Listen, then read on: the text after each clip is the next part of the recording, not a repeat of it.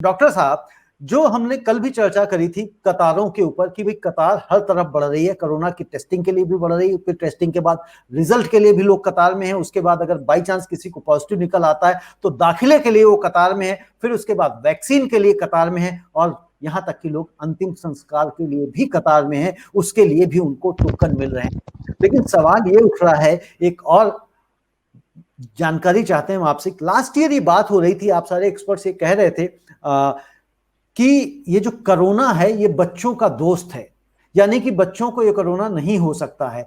तो क्या इस बार भी वही थ्योरी है, ये बच्चों को कोरोना नहीं हो सकता है, बच्चे इससे बच सकते हैं, और बच सकते हैं तो कितने वर्ष तक के बच्चे इससे बच सकते हैं कि जो कोरोना उनको नहीं होगा?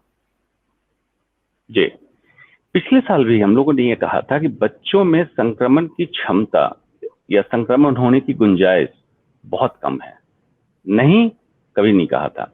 अब इस बार सुनिए, जब म्यूटेंट वायरस आया, इसमें स्पाइक प्रोटीन ओवर एक्सप्रेशन के कारण जिस रिसेप्टर पे फेफड़े के अंदर जाके वायरस अटैच होता है, ओवर एक्सप्रेशन कारण कम रिसेप्टर भी होते हैं तो अटैच होता है। उसको कैसे समझेंगे? डायबिटिक पेशेंट में ये रिसेप्टर ओवर एक्सप्रेस होता है, इसलिए कोरोना वायरस का इन्फेक्शन डायबिटीज में ज्यादा होता है और उसकी मारक क्षमता बनती है। अब इस बार जो म्यूटेशन हुआ, कम रिसेप्टर पे जब अटैच हो सकता है तो बच्चों में भी हो रहा है। बच्चों में एटिपिकल सिम्टम्स आ रहे हैं, फीवर के साथ डायरिया, पेट में दर्द या बाकी जो सिम्टम्स हैं तो हैं, लेकिन बच्चों में एटिपिकल सिम्टम्स ज्यादा आ रहे हैं, तो बच्चों में भी कोरोना संक्रमण हो सकता है। इसको सिर्फ ह्यूमन डीएनए चाहिए। अंतर क्या है बड़े और बच्चे में? बच्चे की इम्यून मॉड्यूलेशन कैपेसिटी, मतलब एंटीजन जब अटैक किया कोरोना वायरस का, तो कितनी जल्दी वो एंटीबॉडी डेवलप कर ले और उससे फाइट करके निकल जाए, अच्छी होती है। इसलिए आपने देखा होगा जितने इम्यूनाइजेशन प्रोग्राम चलाए जाते हैं, जैसे पोलियो, मम्स, मीजल्स, रूबेला, बचपन में टीके दिए जाते हैं कि बच्चों में इम्यून मॉड्यूलेशन अच्छा होता है, इसी समय दे दो ताकि प्रतिरोधक क्षमता बन जाए। तो ये तो हुई बच्चों वाली बात। स्प्रेड इन्फेक्टिविटी रेट ज्यादा है, चांस ज्यादा है। और दूसरा क्या है, बच्चे अब लॉकडाउन करते करते उब चुके थे तो निकलना चालू किया। सेम स्थिति है जो आप देख रहे हैं कि इस बार यंग जो जनरेशन है, यंग जनरेशन क्यों ज्यादा इन्वॉल्व है।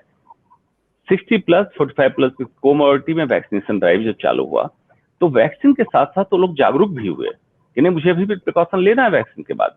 और छूटा कौन? जो सबसे ज्यादा एट रिस्क था कोरोना संक्रमण के, बीमारी की बात नहीं कह रहा हूं, जो मूव कर रहा है वो मूव कर रहा है हमारा यंग जनरेशन, ऑफिस जाने में, मेट्रो में, बस में। तो उनको भी वैक्सीनेशन में अब ले लेना चाहिए। अब 18 ईयर से ऊपर के ट्रायल में सब सेफ पाया गया था, तो 18 से ऊपर के सभी लोगों में वैक्सीनेशन चालू करना चाहिए। जो इस तरह के लोग हैं, इनमें अति गंभीर रूप नहीं लेता है, लेकिन वायरस इतना ज्यादा होता है कि यंगस्टर्स सुपर स्प्रेडर का काम कर रहे हैं। मतलब उनको इन्फेक्शन है लेकिन लक्षण नहीं है और ये बाहर घूम रहे हैं और ये वायरस को फैला रहे हैं। इन चीजों का अगर हम समझें तो आपको लगेगा कि पिछली बार से इस बार के कोरोना म्यूटेंट स्ट्रेन में क्या क्या अंतर है।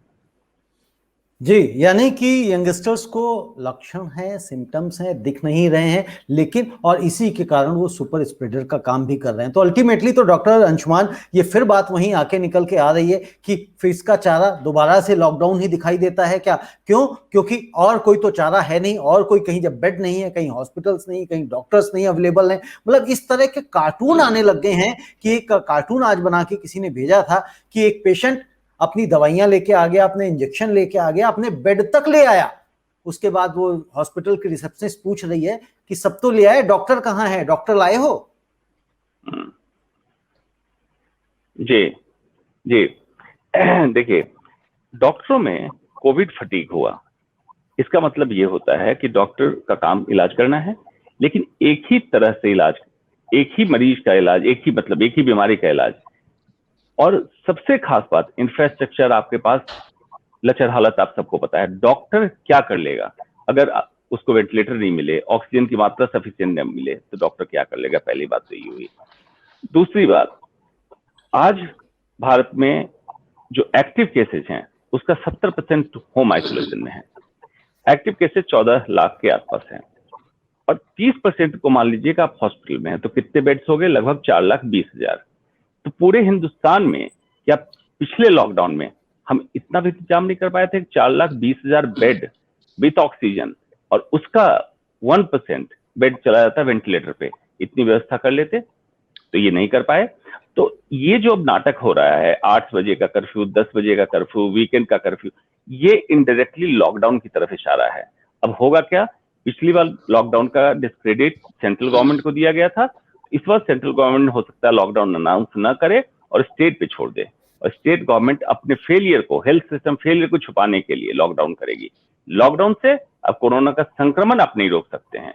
जो घटना आज घटनी थी 10 दिन, 20 दिन, 1 महीने, 2 महीने बाद घटेगी। अंतर बस इतना आएगा। अंतर बस इतना है